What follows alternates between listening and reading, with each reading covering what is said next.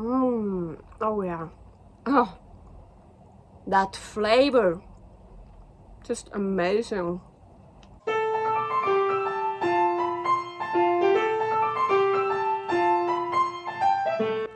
Carnivore Girl's Creative Carnivore Kitchen. No plants. No dairy. The next level cooking show. Carnivore recipes with meat, fish, seafood, eggs, gelatin, flavored seltzer, water, and salt. From super easy to complicated. From quickly done to many hours in the kitchen. I always say everybody's body and brain are different, and you gotta figure out what works best for you. The carnivore lifestyle has tremendous benefits, healing effects, and is the best elimination diet. There are many different ways how to do carnivore. I found a way that momentarily works the best for me. In this cooking show, I'll show you it doesn't have to be boring and can be very creative, delicious, and fun. I already created so many carnivore recipes on Instagram at Carnivore Girl. And I have this never-ending list on my phone with tons of ideas. My brain is a gift and a curse. Have fun with this episode! Welcome to my Creative Carnivore Kitchen. Well, as you can see, I'm not in my kitchen, of course, I'm out here in Verdi taking care of Yoshi's super cute dog. It's so nice here. I get so much rest in this beautiful house here, and I do a lot of hikes with Yoshi. It's so beautiful. Anyways, what do I have here in my hand? That's for today's special slow barbecued roast. And it's so delicious. Ooh. And that's it. That was Yoshi.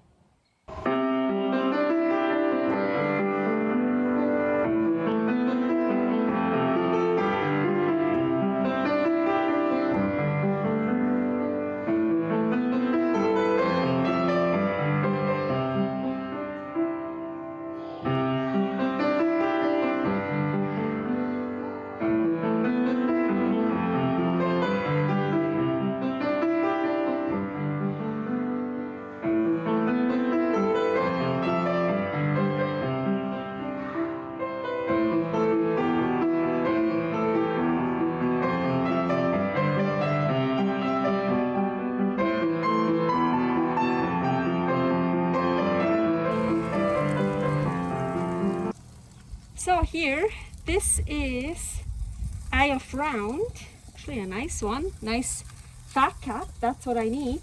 Bottom round with a fat cap.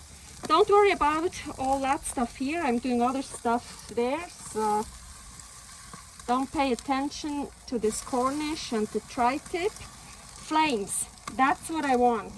So all I want to do now, well, let's put some salt on, especially on the fat cap.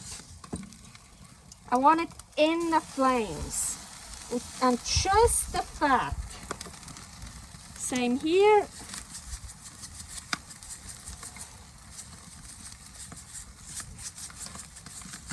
So just the fat in the flames. And now I'm just gonna sear the fat for a while. So I took those two pieces off. Look how beautiful. I really just seared the fat. That's all I wanted to do. Now those go away and I'm gonna do some more grilling and then I'll come back to those. So I still have some flames. I still have some stuff on here.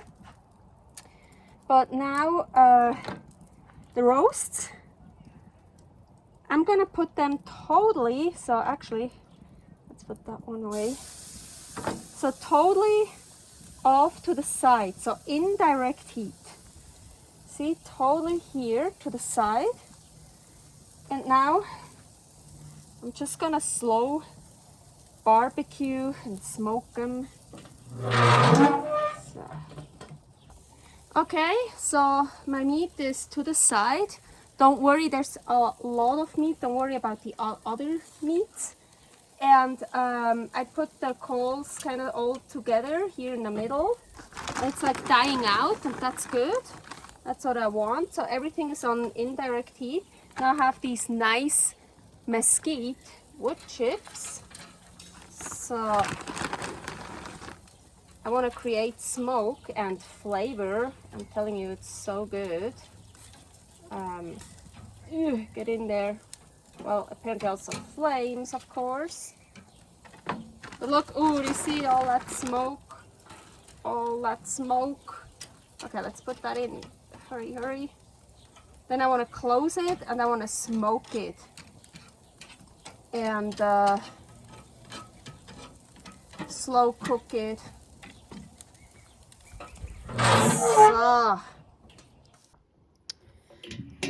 So the fire is dead. You can't see it. It's beneath the salt, underneath the salt. Well, I put some more wood chips on it, so it was a little bit more smoking. But now all the meat here is on the side. And yes, I'm also smoking salt for like the 5th time. And now I close these here. So, and I just keep it in here. Well, I can't keep it in here overnight. I'm here in a country and we have bears and wolves and mountain lions and whatever.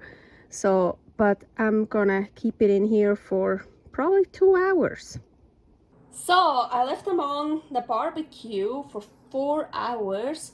Well, the barbecue wasn't on anymore for that long. I just really let it use up all the rest of the wood and the coal and smoke it, and I turned it around a little bit, so it still got a bit done on the sides. If you hear some squeegee thing in the background, that's Yoshi. So I just turned it and yeah, moved it around a bit. But so I'm super, oh man, it smells so good. So I'm super excited to cut those open. So this is the slow barbecued roast. Bottom round and eye of round. I'm actually super sad.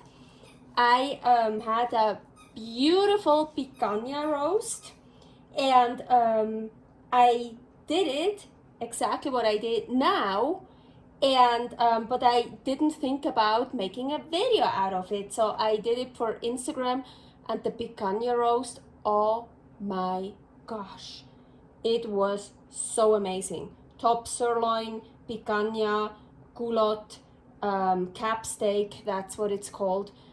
But I didn't have another picanha, so, well, I hope it's just as good or almost as good with those 2 pieces. Eye of round.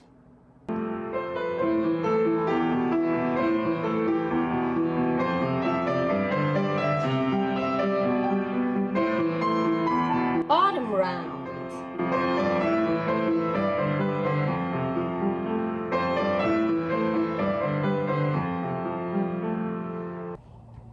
Okay, so of course you can put them in for the slow barbecuing much earlier if you want it more well done.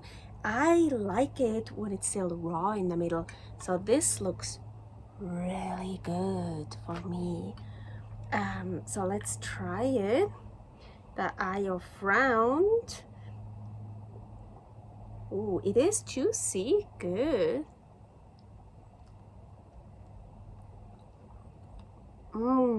Oh yeah. Oh, that flavor. Just amazing.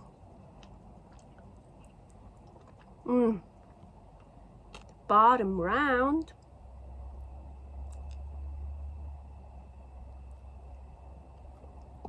That's the problem with bottom round when it's still raw.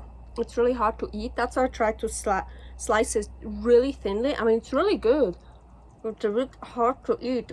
The air fryer is much easier somehow, but eye round is really lean. The bottom round is also not very fatty. So the picanha, well, it has this fat cap, but I'm so sad. I did it for Instagram, but I tried to use the really good parts for the YouTube videos. The picanha was amazing. I actually overdid it, I have to say. I put it in much earlier. So I thought, oh, it's too much done, but it was amazing. So yeah, as I love it like this. But if you would put those in a bit earlier, they get more done, and then it's not so chewy. Let's try the murgu, the meat murgu. Oh yeah. But it's so amazing, so good. Servus! So I am back at home, and look at those roasts now. So now they're cold, they're from the fridge here, the eye of round. It is so delicious. Here, the bottom round, I see, wow, okay, I got one with a lot of fat in here. Do you see how that looks? So that one I really should have put in much earlier, so it would have gotten more done. This is all like raw, and it's amazing. The eye of round, I'm telling you, it tastes like ham. I thought, really, it's like a piece of ham. It's so cool. But this, yeah, is well, yeah, I can eat it, but it's very chewy. So I can also just cut it and put it in a pan or in a Ninja foodie. So of course I can always warm it up even more, make it more done, or torch it. Oh yeah, I should do that. So in the video I just worked with those two. I just showed you with those two with a nice fat cap, but I actually also did that one here. This is also a bottom round, but I cut the fat cap off already a long time ago. So I had it like this in the freezer, and I also did the same with that one here. And look at this. This is like beautiful. This is perfect. This is super delicious, and this is totally edible, not chewy at all. Also here, all raw. So this is so good. So yeah, if you have parts like this, look, I mean, it's beautiful. It's all marbled and nice, but I need to put that in the pan or the Ninja foodie or something. It's like even hard in here in the middle. There's like, yeah. So this wasn't really a perfect piece for me to work with, but the eye of round is really perfect. And that one actually too. And it even looks like ham, like a slice of ham. And really, when I tried it from the fridge like this, cold, I was like, whoa, that tastes like ham. It's like so good. This is really so good. It's funny, I missed ham a while ago. Now, when I ate this, I was like, oh my gosh. I don't miss ham at all anymore, because it's like, for me, this is my ham now. It's so good.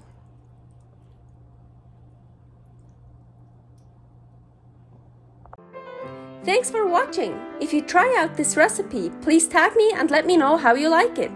Subscribe, share, like, comment, follow me on Instagram @Carnivore Girl. See you next week in my next episode of Carnivore Girl's Creative Carnivore Kitchen. No plants, no dairy, the next level cooking show.